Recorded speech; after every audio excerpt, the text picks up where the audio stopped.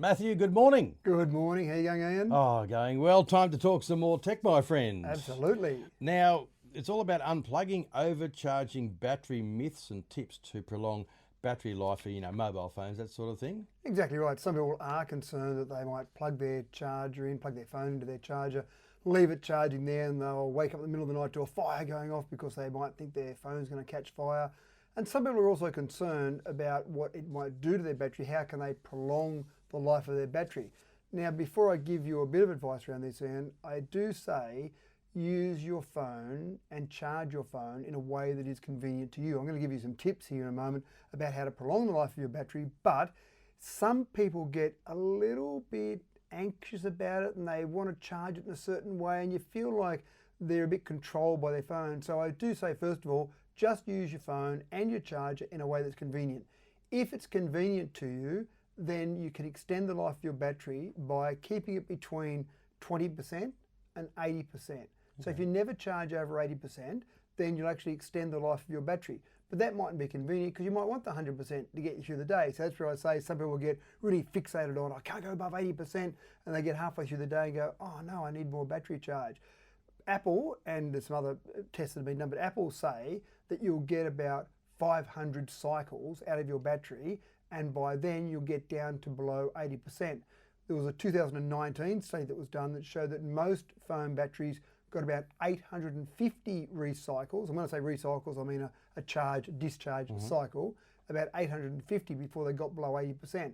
And most people are familiar with it, that they'll use their phone and they go, oh, I used to get longer out of it, or I used to start going flat about 8 o'clock at night, now it's 6 o'clock at night. So you do realise that it does go down over time. There are lots of features in a modern phone as well, where you can actually say, don't go above 80% or optimise charging.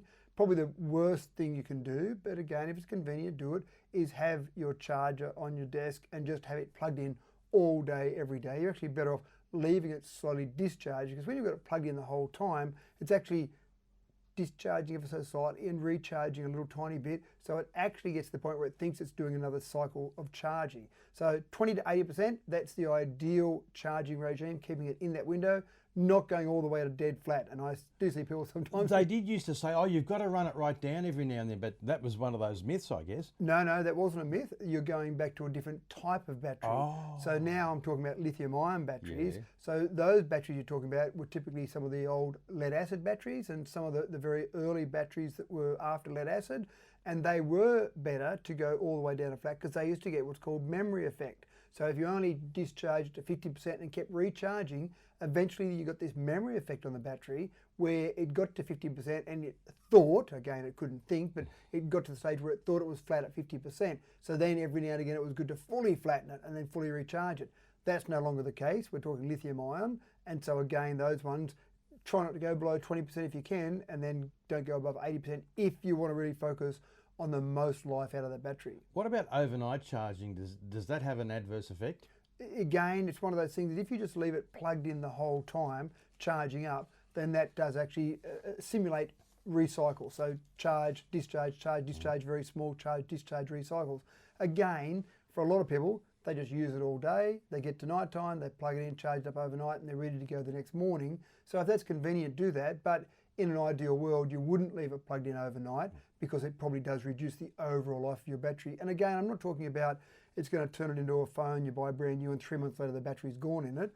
I'm talking about instead of getting 850 recycles, it might get 700 or 600, or it might get the 850, but in that 850, the time frame that you've done that, because it might have a cycle of charging multiple times over a day rather than just once a day. So if you only ever charge once a day, those 850 cycles, well, there's at least 2 years, you're getting 2.5 years even, before you're hitting that 80% number.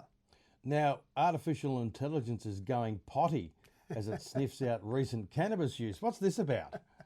There are ways to test for cannabis use, and I'm thinking more about roadside testing here. We've got very quick ways to check for people that have got too much alcohol in their system. You can check within a few seconds. You talk out loud now. It used to be blowing into a bag. Now you talk out loud and it picks up enough alcohol in your breath to know whether you're over the legal limit. But for cannabis testing, it's been somewhat harder to do that. Now they've been doing some testing, and I'm sure there were lots of people lined up for these tests where they were saying to volunteers, we need some volunteers who are going to smoke some marijuana over a regular basis. And what they had to do is they had to enter into a system that was created for them to say when they were smoking, and just their different parts of their body were monitored. So for example, they had heart rate, they had blood pressure, they had different sensors on them, but also they had an app on their phone. And the best way that AI found they could pick up whether or not they were under the influence of cannabis was just the way they moved their phone around. Oh. It was different. Now again, it wasn't perfect, so they could enter the data in as to when they'd been smoking marijuana, and then all this information was fed back in. They were getting around 90% accuracy just out of heart rate, blood pressure, sweat levels, and phone usage, the way the phone was used.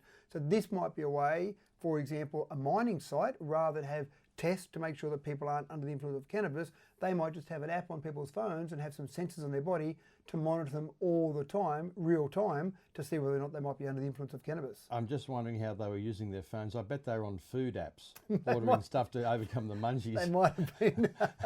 I wonder if the researchers provided the cannabis or the Indian hemp or whatever it was. Well, that's the interesting part. If they asked for volunteers, maybe they had to provide that as well. Wow. I bet they got a lineup for that, as you said there. Now, also, too, artificial intelligence there, it could unveil early Alzheimer's clues, you know. Exactly right. Now, this is based on some research out of America. 7 million Americans suffer from Alzheimer's. One of the things that is really important is if you get some early detection. If you get early detection, you might be able to prolong the onset of Alzheimer's, and you can do more research on that. Now, there's some expensive tests, about $8,000 you can spend to do some tests on Alzheimer's, whether you've got the likelihood of being someone who's a victim of Alzheimer's down the track. I'm talking about maybe a decade or more down the track, but not many people are going to go and spend $8,000 to actually do that. But they found, again, using some AI, it seems like a bit of an AI theme here, but it's been able to be found from the eyes, from taking photos of your eyes to be able to pick up Alzheimer's as early as a 20-year window. So the likelihood of actually, again, being a victim of Alzheimer's in 20 years' time can be picked up. The good part about this is that the optometrists that we have now in operation have got the camera equipment that's good enough to be able to take those photos of those eyes and actually pick up that. And many people, when they go to the optometrist, rather than just having their eyesight checked, they do have some photos taken of their eyes because there's other conditions that are checked for in that, and maybe in the future, in the very near future, one of those conditions they might check for is the likelihood of Alzheimer's.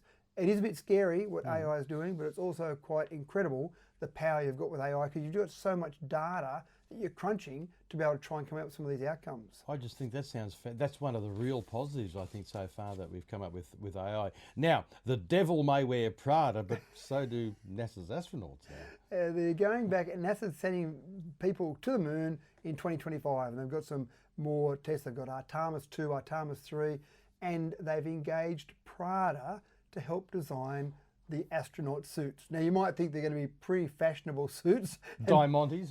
That's right. I thought of all these different images, some new patterns for the latest astronaut suit. I'm not wearing that one. That's last year's model. I've got to get this year's model. But they actually have got a lot of respect for Prada in terms of their material engineering. So they actually are using Prada in a very serious way. We're talking about a 55 kilo pack that you wear. It's like a mini spacecraft, because you've got to have the ability within that suit to have your oxygen, to have everything you need in there to be able to survive. So they're actually not just saying we want these to look good, we want them very functional as well. But I just thought it was interesting, of all the companies to choose, Prada was one that they chose for that. Obviously, as you said, they're very highly engineered. I mean, the quality obviously lends itself for this sort of thing, very robust. Exactly right, it has to be. So it's not just about looking good, but I think they have got some excellent engineering capabilities within Prada, even though most people just think about it in terms of the fashion side of it. They'll have to give them some bling and maybe some colognes or something to go along with it. Matthew Dickinson, as always, thank you for coming in and talking tech with us, mate. Always my pleasure, Ian. 2 to you, coming up to 2 minutes to 8.